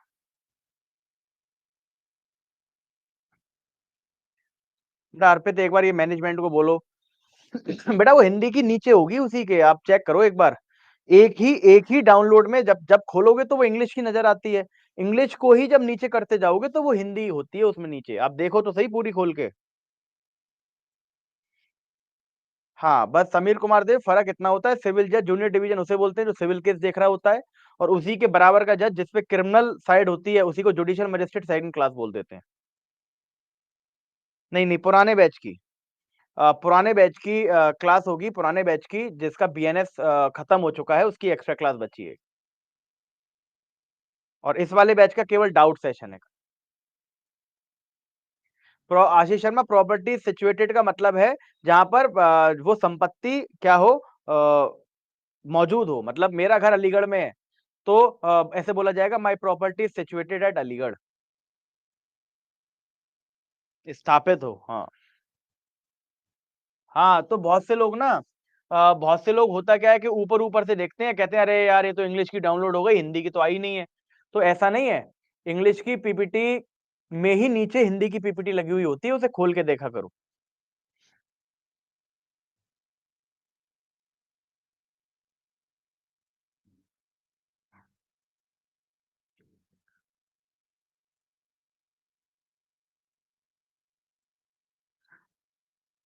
हाँ भव्यकांक्षा, आप क्वेश्चन पूछ लो, क्वेश्चन पूछ लो, इसे ध्यान से। अभी मैं इसमें पहले डायरेक्ट रीडिंग करा दूं, उसके बाद क्वेश्चन पूछना। अभी रुक जाओ, बस 2 मिनट रुक जाओ, 2 मिनट रुक जाओ।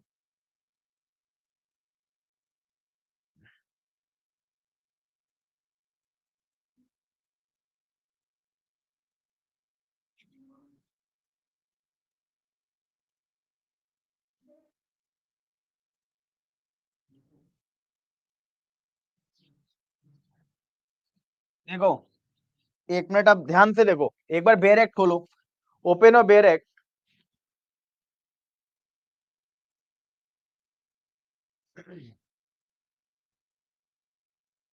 देखो, लिख रहा है ना, सब्जेक्ट टू द पिक्यूनरी और other limitation prescribed by any law, suits for the recovery of immovable property with और without rent of profits, for the partition of immovable property, foreclosure, sale or redemption in case of mortgage or charge upon immovable property, or the determination of any other right to or interest in immovable property, for compensation for wrong to immovable property, or for the recovery of movable property actually under descent or attachment.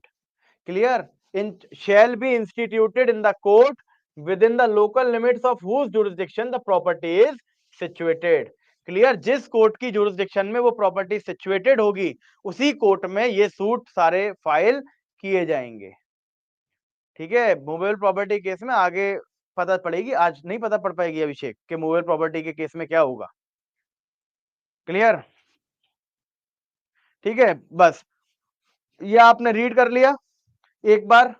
आपको आज structure मिल गया, section 16 का आपको structure मिल गया कि section 16 में, territorial jurisdiction में section 16 कहता है कि अगर आपका सूट, ये 6 तरीके का सूट है, तो इन 6 तरीके के सूट में सूट कहां फाइल होगा? उस कोर्ट में फाइल होगा जिस कोर्ट के जुरिस्डिक्शन में आपकी संपत्ति स्थापित होगी, जिस कोर्ट के जुरिस्डिक्शन में आपकी प्रॉपर्टी सिचुएटेड होगी। क्लियर? चलो,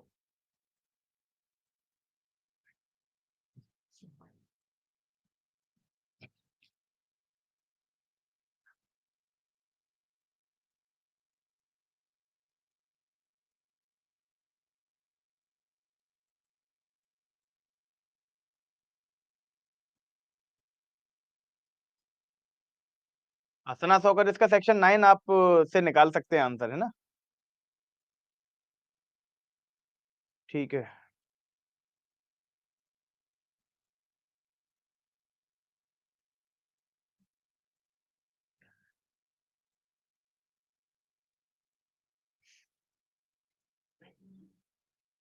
हाँ, भव्यकांक्षा, हाँ सही कह रही हो बिल्कुल।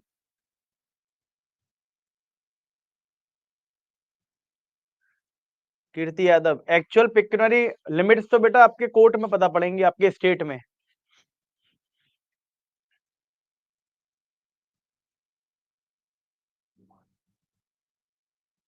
हाँ, जिसे कोई डाउट नहीं है वो जा सकता है।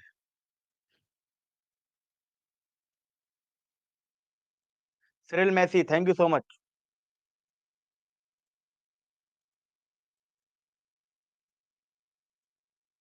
हाँ, इसके नोट्स खुद से बनाने हैं, क्योंकि इसमें कुछ लिखना नहीं है। एमपी एमएलए कोर्ट में दोनों तरह के मैटर जा सकते हैं। ठीक है, देखो ये एमपी एमएलए जो कोर्ट होते हैं ना, ये इसमें क्रिमिनल कोर्ट भी आता है, ठीक है? इसमें सिविल केस, क्रिमिनल केस दोनों जो है डील हो सकते हैं। भव्यकांक्षा, देखो भव्यकांक्षा आप पूछ रहे हो, सर हमने ऐसा सुना है, एनआई एक्ट के केसेस का प्रोसीजर सेमी सिविल होता है, उसके लिए तो ऑलरेडी हमारे यहाँ स्पेशल कोर्ट है। फिर भी एनआई एक्ट के कई cases senior division, FTC court और कई अदर सबऑर्डिनेट कोर्ट में भी चलते हैं, ऐसा क्यों? देखो होता क्या है कि एनआई एनआई एनआई में दोनों तरह के कोर्ट हो सकते हैं, दोनों तरह के केसेस हो सकते हैं, है ना? तो हो सकता है कि अगर आपके लिए उसके लिए ऑलरेडी कोई स्पेशल कोर्ट आपने बना रखा हो, मान लो सिविल केसेस के लिए बना रखा है स्पेशल कोर्ट, तो एनआई में अगर क्रिमिनल प्रोसीडिंग चलानी होगी तो उसके लिए आपको मजिस्ट्रेट कोर्ट में वो सूट को फाइल करना पड़ेगा। तो कभी-कभी ऐसा हो जाता है ना? और कभी-कभी ऐसा होता है कि एनआई में एनआई एनआई एक्ट में मान लो आपने स्पेशल कोर्ट बनाया कि एनआई के 1 करोड़ तक के केस के लिए स्पेशल कोर्ट है, बाकी अगर 1 करोड़ से कोई ऊपर जाता है तो वो नॉर्मल डिस्ट्रिक्ट कोर्ट में या नॉर्मल सीजेएम कोर्ट में फाइल किया जाएगा। तो वैसे केसेस फिर उन कोर्ट्स में जाना स्टार्ट हो जाते हैं।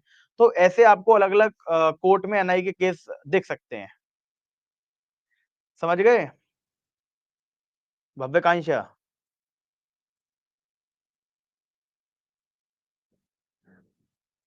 नहीं Chanchal Sharma, to prove plaint affidavit is the evidence, no, affidavit is only to support the plaint.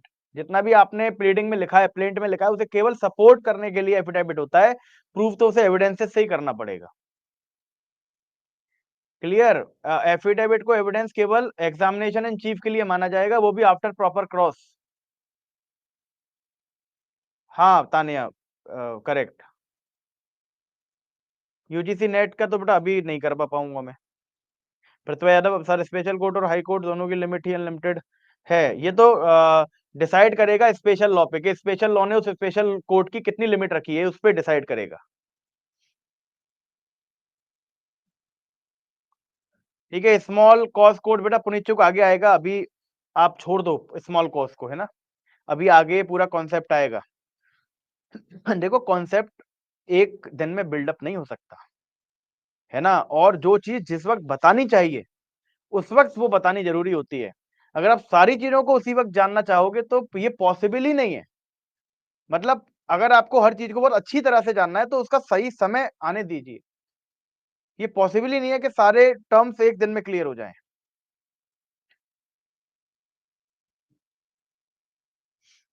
UP prelim का लॉ पेपर की प्रिपरेशन पहले करें कि जीएस पहले करें? दोनों साथ में कर लो बेटा, इतना टाइम नहीं है अलग अलग करोगे।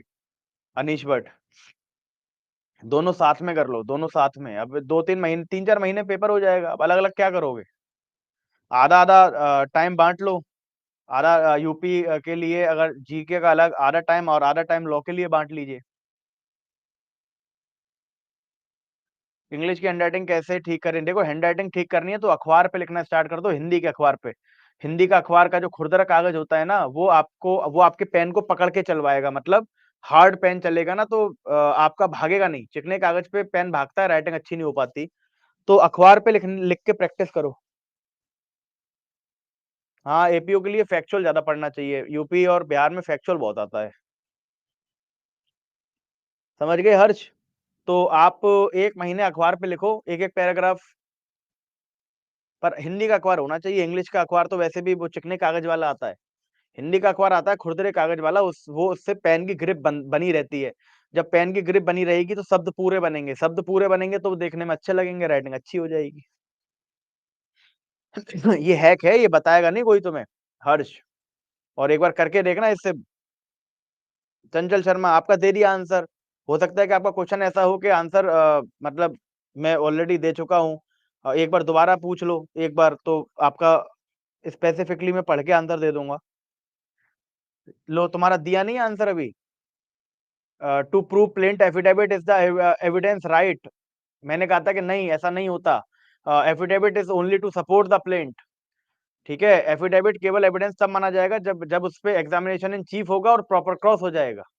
ये आंसर मैंने आपका दिया था, आप बोल रहे हो आंसर नहीं दिया। और मतलब इसका मतलब है कि आप क्वेश्चन लिख के भूल जाते हो, सुनते नहीं हो कि क्या कह रहे हैं सर, क्या नहीं कह रहे। मैंने आपका आंसर दिया है, आप चाहे रिकॉर्डिंग में पीछे जाके आप चेक कर लेना, आपका क्वेश्चन पढ़ा था और आंसर भी दिया था।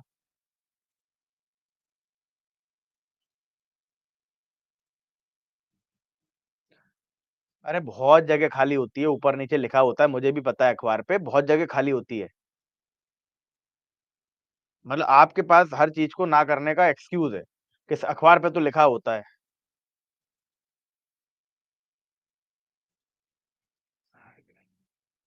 गलत पढ़ा था, है ना? चंचल शर्मा गलत पढ़ा था। मैंने आपको पूरा कॉन्सेप्ट इतना खुल के पढ़ाया है एफिडेविट का और फिर भी आप ऐसे क्वेश्चन पढ़ के भ्रमित हो रही हैं। अपने जो मैंने पढ़ाया है उस पे कॉन्फिडेंस आपको होना चाहिए। जो मैंने पढ़ाया है वही सही है। मनोज प्रकाश, दोबारा पूछो बेटा एक बार मनोज प्रकाश, एक बार दोबारा पूछिए। मनोज प्रकाश का क्वेश्चन ऊपर। सर कोर्ट का एरिया कैसे पता लगता है? ये तो बेटा डिफर करता है, अलग अपना कोर्ट अपना एक जो है अलग-अलग ये तो डिसाइड होता है।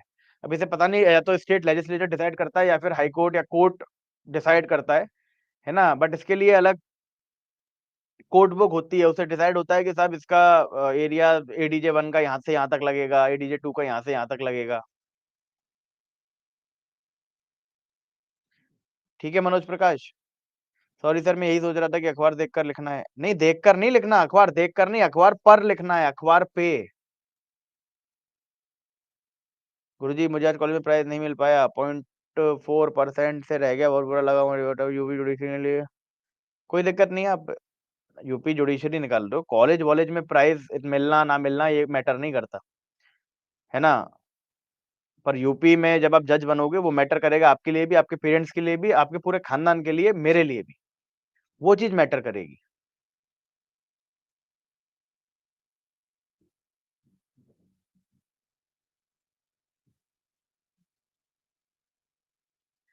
गोकू हाँ, बेरेक रीडिंग आप ले सकते हो, गोकू, सेक्शन 4 और 5 की, बट डिटेल में वही पढ़ना है जो मैं पढ़ा रहा हूँ केवल। हाँ, मनीष यादव ये भी मिल जाते हैं। ठीक है, चलिए ठीक है फिर कल मिलते हैं, बाकी के सारे डाउट्स कल निकाल के लाना सीपीसी के और अच्छी तरह से रिवाइज़ करके आना। जितना भी आज तक आपने पढ़ लिया है वो सब रिवाइज़ करके आना, ठीक है? और कल जो भी डाउट्स होंगे बच्चों के, वो डाउट्स कल हम लेंगे, ठीक है? चलिए, okay then thank you so much. कल मिलते हैं, बाकी बीएनएस वालों से अभी मिलते हैं आधे घंटे बाद। कल केवल डाउट सेशन होगा, डाउट सेशन। चलिए, okay, thank you so much. Thanks to all of you.